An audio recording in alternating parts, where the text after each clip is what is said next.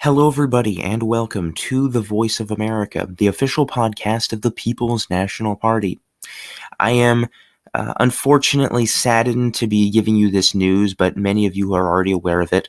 The great senator from the state of Kansas, Bob Dole, former senator, I should say, recently died last week at the ripe old age of 98 years old. And, it got me thinking, we are really moving on when it comes to the generations of politics. We no longer live in the 20th century world of American politics. We don't live in Bob Dole's political world, right? The World War II generation. We're slowly phasing out of the baby boomer and even the Gen X generation. And the Gen Z generation, my generation, is about to take over the American political discourse and dialogue. And I think it's really important that we recognize this fact so that we can move forward into ultimately creating a better America. So I thought it'd be interesting to compare how politics used to be in this country to how it is today and how it will be moving forward. So, like I said, we can have a better understanding of the politics of tomorrow and how we react to the policies and the governing that will be in place in the future.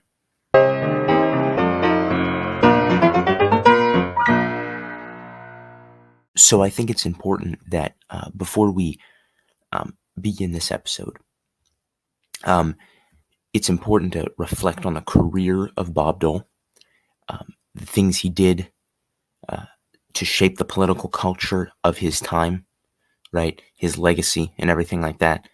For those of you who don't know, he served in World War II. He rose in politics in the Kansas state legislature in the 1950s, eventually making his way up to the U.S. Senate, where he served as the chairman of the Republican National Committee, and also eventually the House Majority Leader in the 1980s. So, really an amazing person. God rest his soul. And, he's just another example of the fact that we're losing so many of these great politicians from the 20th century, almost every week now, it seems. And it's important that we focus on the fact that the political dialogue and the political culture in this country is changing. It's evolving because no longer are people like Bob Dole in office, really, right?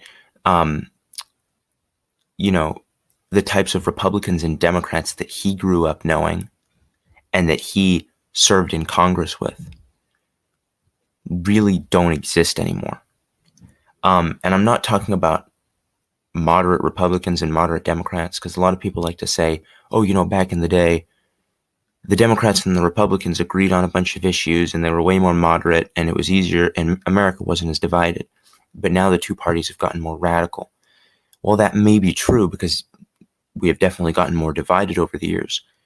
It doesn't necessarily mean that people like Bob Dole or his fellow politicians were necessarily moderate.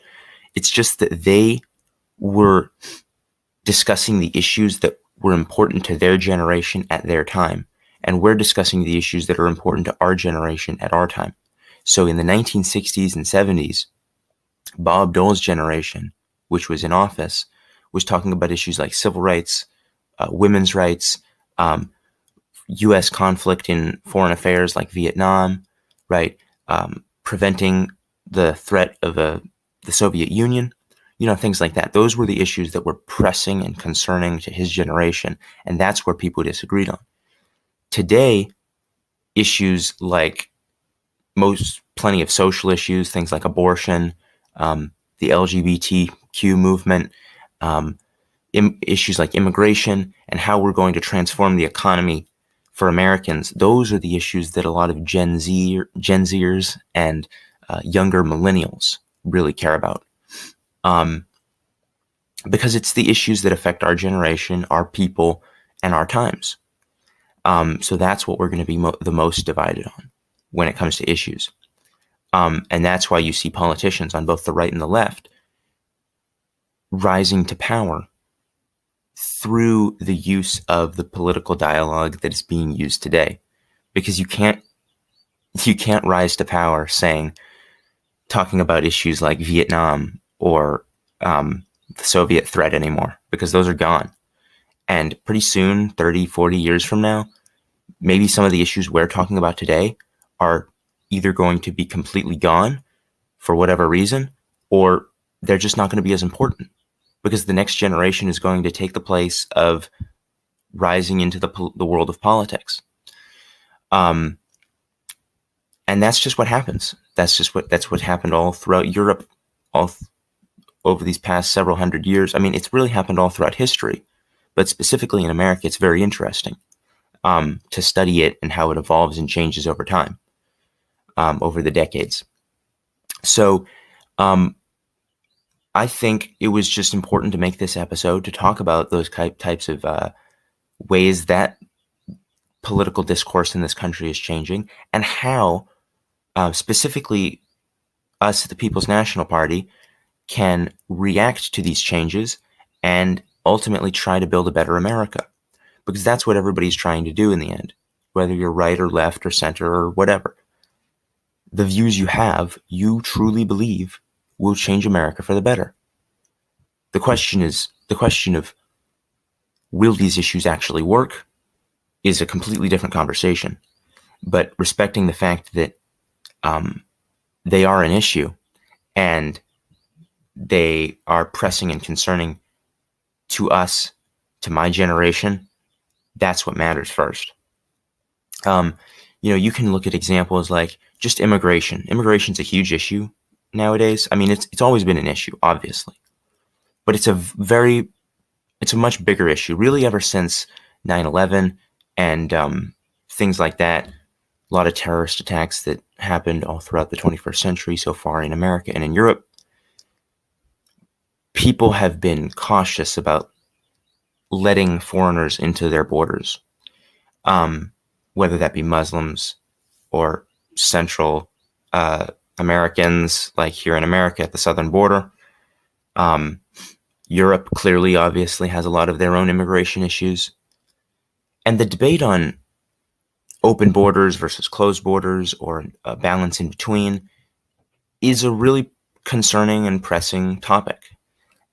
And you'll see people like AOC on the left and Nick Fuentes on the right both rising to power by talking about the same issue, but just two different sides of it.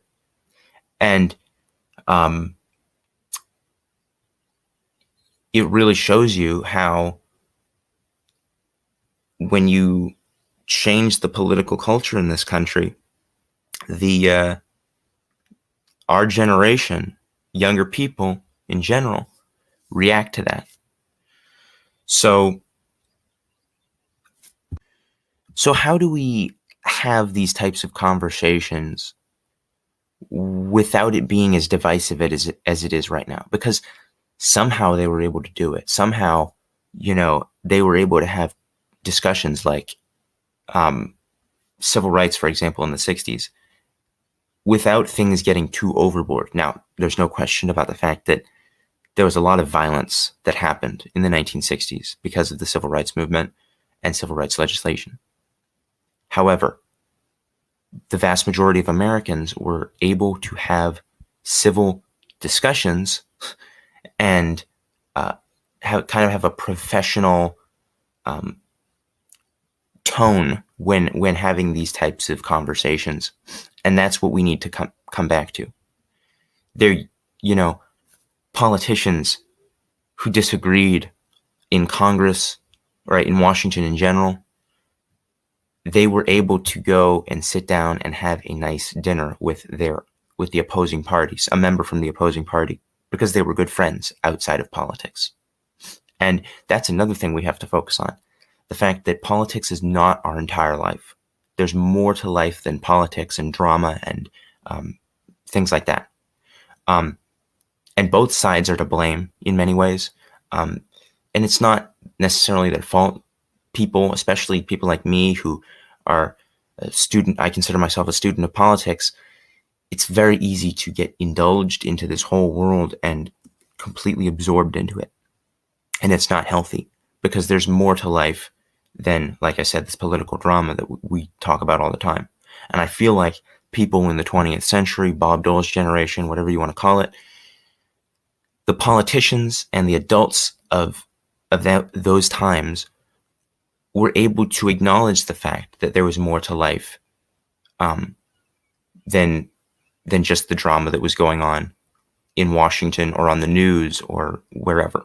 And now with the access to social media, the drama, the politics, the culture, the everything, it just gets amplified. And everybody has a voice. Everybody has a platform to speak and say whatever they want. So it's so super, super easy to just get carried away into it. But there's more to life. As I said, there's a spiritual side of life. People tended to be a lot more religious, and they were able to find more common ground, which is another huge issue. Common ground. Things that can unite us all as Americans. Now, it's very difficult because we are a very young country compared to most other countries in Europe and other countries around the world and stuff like that. However, it's not a bad thing that we're a young country compared to them. It's just that we have to start finding some common ground, some national unification, something to help us. Because a country that doesn't have common values, common beliefs, things that, shared interests, desires, and goals, if we don't have that stuff, what are we? We're just a loose group of states unified together under some weak government. And that really has no control over the social values of the nation. But we need to transform that so that this nation can prosper. And so that the work that people like Bob Dole and other great World War II generation politicians that they put in, that work doesn't go to waste. Because they were true American patriots. People like him stood for this country and its values.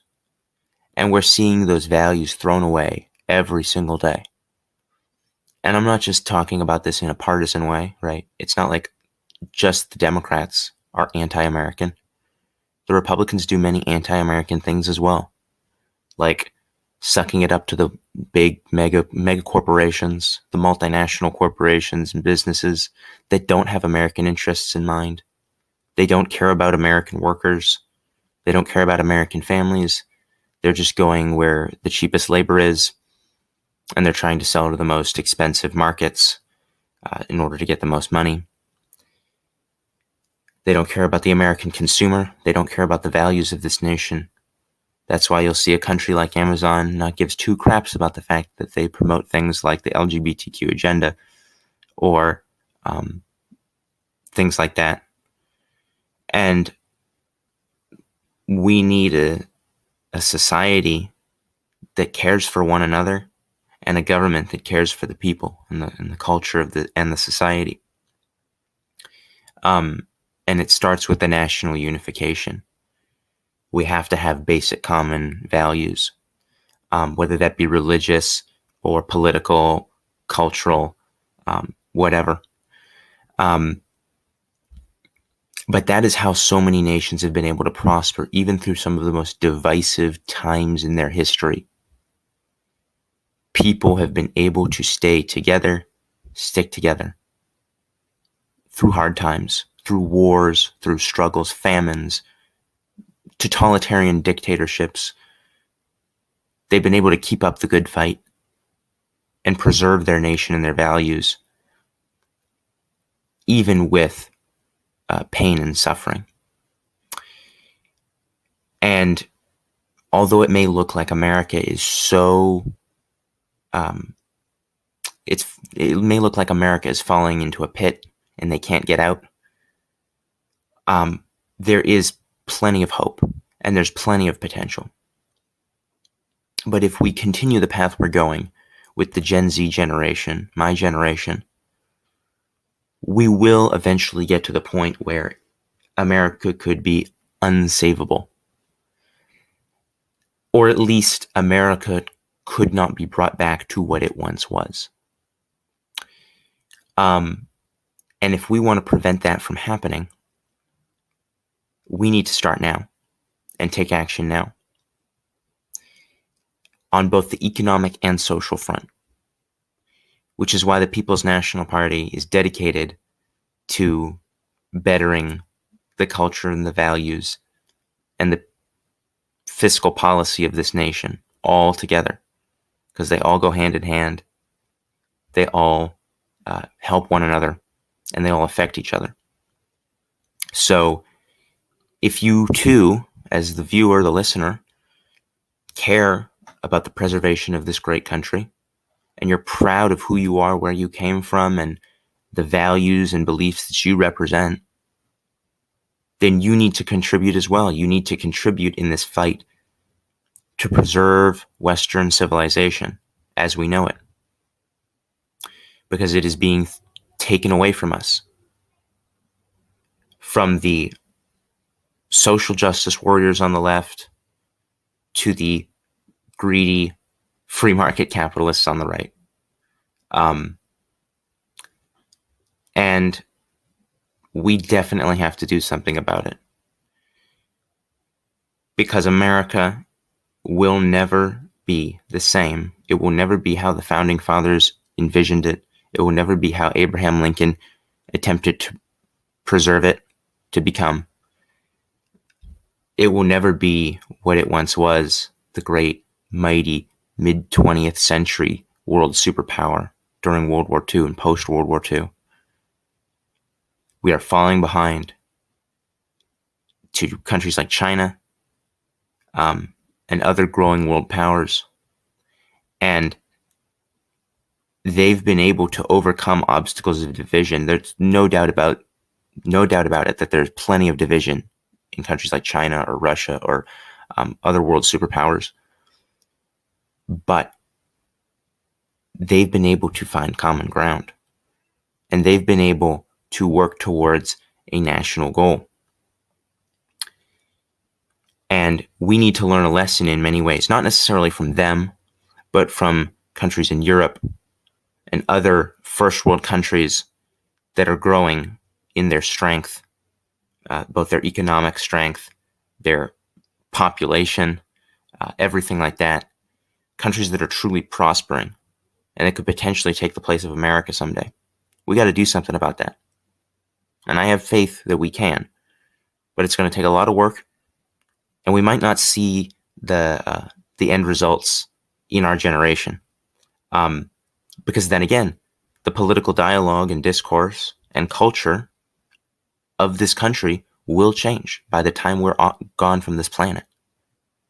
And we need to make sure that even as the political and cultural environments change and evolve throughout the generations, we can always go back to those core common values and beliefs that unite us all as Americans. I think Bob Dole definitely would have agreed with me in this case, and I think many people from his generation and other generations would also be very supportive of that. Because the only thing that is constant is change, which is something a lot of people can agree on. And, change is fine. Sometimes change happens too fast, sometimes it's too slow. But it's going to happen. And we need to make sure that through all of this change, America can survive. So thank you, everybody, for listening to this episode. I appreciate you sticking around to the end. I really hope you enjoyed it. If you have any questions about the podcast or the party, or if you'd like to get to know us better, we have social media. We have Instagram. We have a website you can go to that is linked in this podcast if you're listening on Spotify. You can also contact us through email. So also, if you have any ideas of podcast topics, episode topics that you would like to be talked about, please feel free to reach out to us. We're always looking for new ideas because we want to keep this podcast going. We want to keep the party thriving, growing in its numbers, growing in its influence, so that eventually we can reach the point where this movement can ultimately make change in this country, even if it's starting at the local level, which is what our plan is. So again, thank you all for tuning in, and I can't wait to talk to you next week.